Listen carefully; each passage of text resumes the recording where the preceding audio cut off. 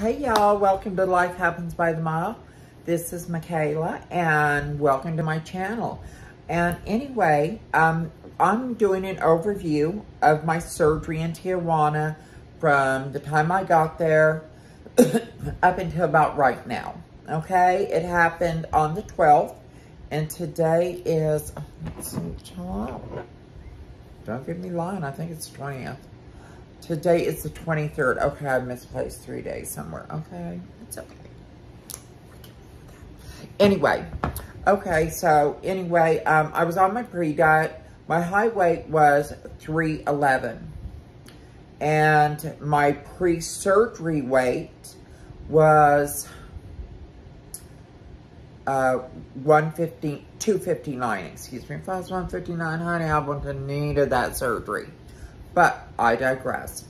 So anyway, I drove all the way. I'm a truck driver. I dropped my truck in Springfield, Missouri, drove to Oklahoma, grabbed my little brother and my father, and then we shot our way out to Cali, to San Diego. Now, when you arrive in San Diego, whether you're flying in or what, most likely you're going to get a hotel the night before. So my surgery was on the 12th, so I arrived on the 11th.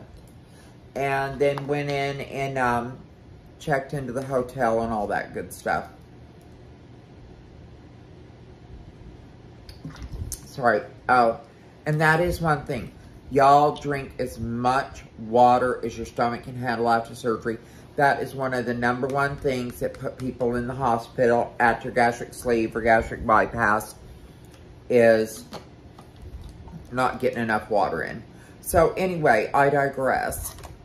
I arrived at the airport the next morning on the 11th, and they picked me up there, and they get us right through customs. We don't have to wait in any lines because we're patients. We get into Tijuana on Sunday, and they take us right to the hotel. They email us telling us they're going to come in, and they're going to draw blood. And I'm like, and then I get a grip because I realize they're going to do a lot more than draw blood the next day. Am I right? Okay. So anyway, they come in, they draw blood, and, you know, the phlebotomist, he was awesome. They actually came to our hotel to draw the blood. I mean, and here we are, we're at a Marriott, but it's a really, really nice high-end Marriott. You know, beautiful chandeliers from the ceilings. I mean, it was on point. It was gorgeous. And so he ends up drawing my blood. They do a blood test, and then they say, you know, do you want us to biopsy the stomach that you're taking out, the part of your stomach you're taking out? And I go, yes, yes, yes. So they give us a copy of our blood results the next day. I think, yeah, it was the next morning in a folder, which was just fine, you know, and I was perfectly good. And so was everyone else in my group. We had a young Jewish man who was really sweet. And then, of course, I had my girl, Sunshine. Hey, girl, what's up? And there was a few other girls from our group. You know, we're all sleeve sisters, and that's our sleeve brother. So, anyway, we turn around and I go up to my room, spend the evening. You know, it's $6,500 is what I spent. Everything's included, room service or whatever you want. And of course, but let's get real, okay? All we can have is broth and water. So it's not like we're ordering the cordon bleu or some beautiful, lovely Mexican enchiladas or anything off that menu, okay? So let's not play. But anyway, it was lovely. You know, the room service was awesome. The bellhops carried everything up to the rooms. And there is another video showing you my room there in Tijuana, if you want to go back and look. So anyway, the next morning, a few cars arrived for different clinics down there. And then our car arrives, and our chauffeur comes in. He loads us up, and it's a real nice, I think it's a Ford or a Sprinter van, but it was really nice inside. It was decked out. And they take us to the hospital. Now, Dr. Ortiz, my Dr. Ortiz, at the OCC, owns this hospital. And I mean, it is state of the art. It is off the chain. And there's also a cosmetic surgery center there. So anyway, we're sitting there in the hospital, in the lobby and everything, and they ask us a few questions, you know, just follow up routine questions. And then they take us to our rooms, and then Dr. Ortiz actually comes, he goes from room to room, talking. He spends as much time talking to his patients before surgery. I mean, if you want to sit there, he was willing to sit and do an interview with me for my channel. And I said, I'll get you next time I come, when I come in for my cosmetics. I want to do a really good interview with Dr. Ortiz. They were supposed to film my surgery, and if they have, I'm going to go ahead and put it up in a future video, and I'll let you know. So anyway, I'm sitting in this lovely room. You know, you got TiVo, all that stuff, and I accidentally took the damn remote with me when I left the hospital, but I digress. Let's go back in time.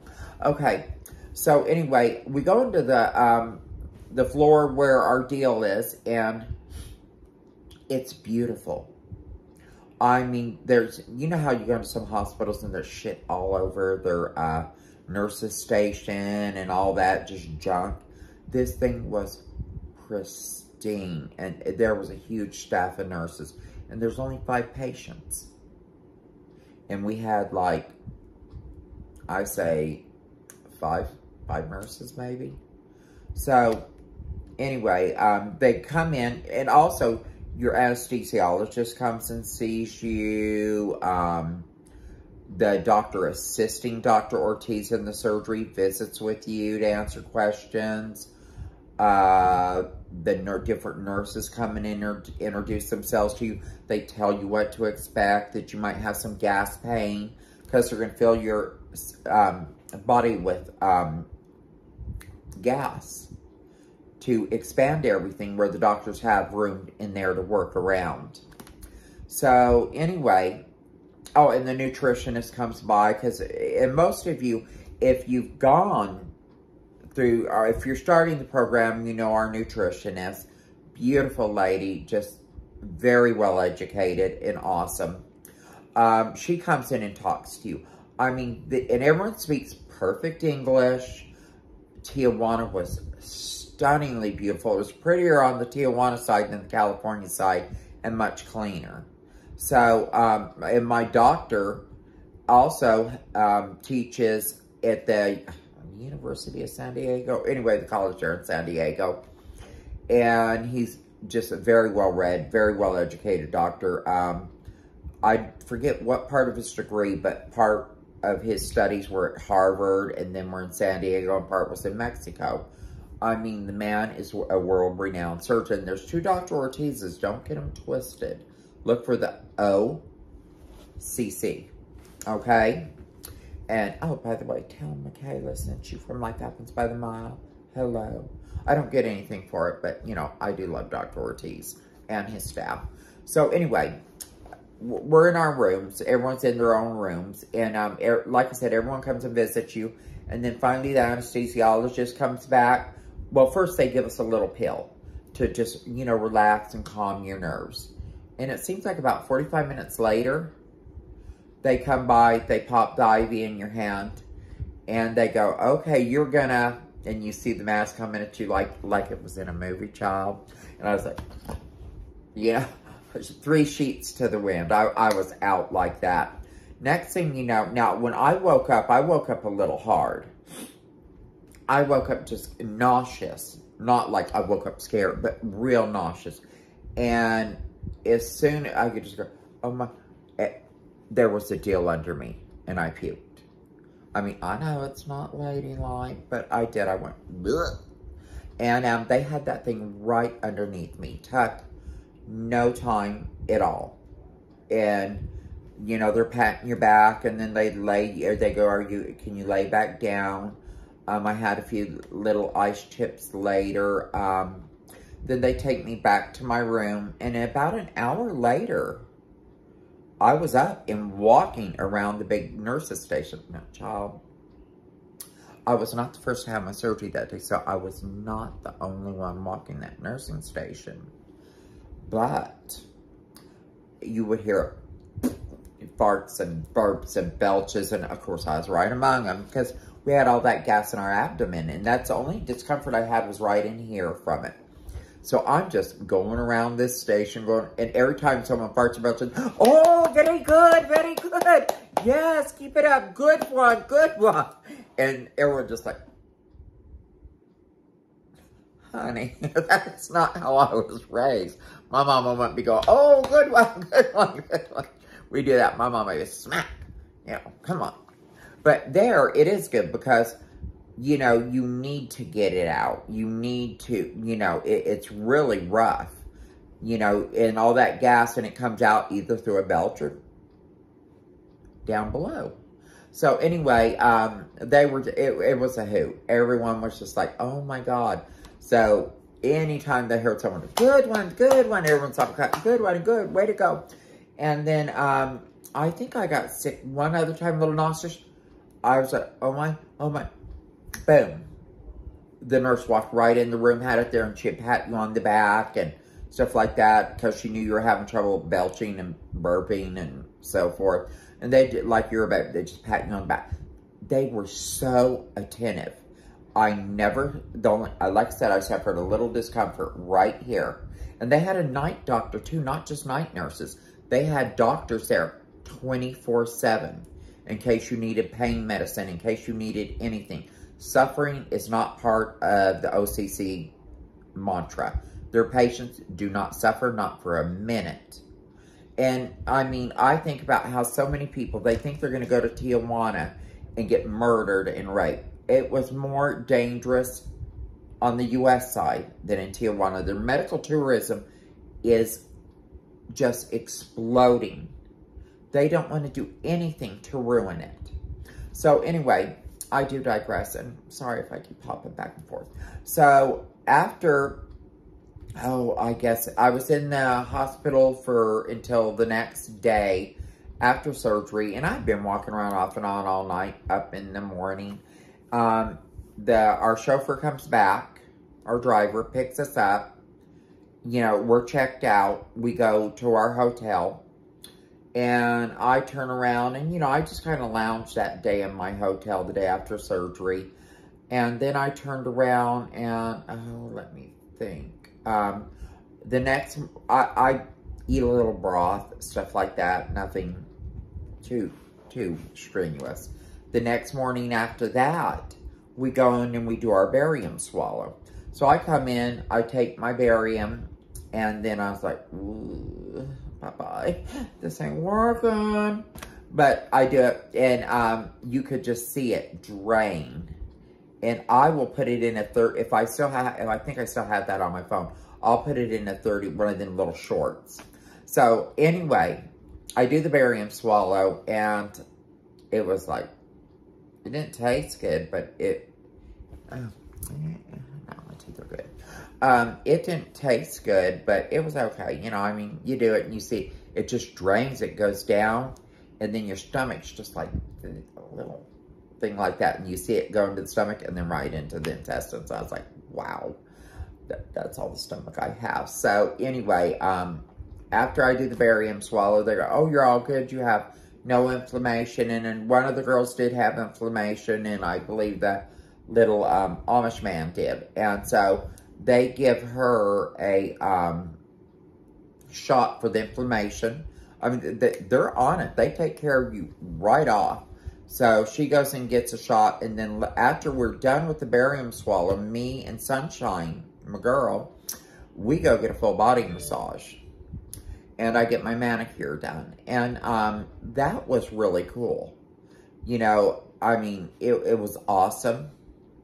And after that, we went back to our hotel. But the problem with it is I didn't bring my water with me to the spa. And they had this stuff you could drink, but I didn't know if that had sugar in it or what.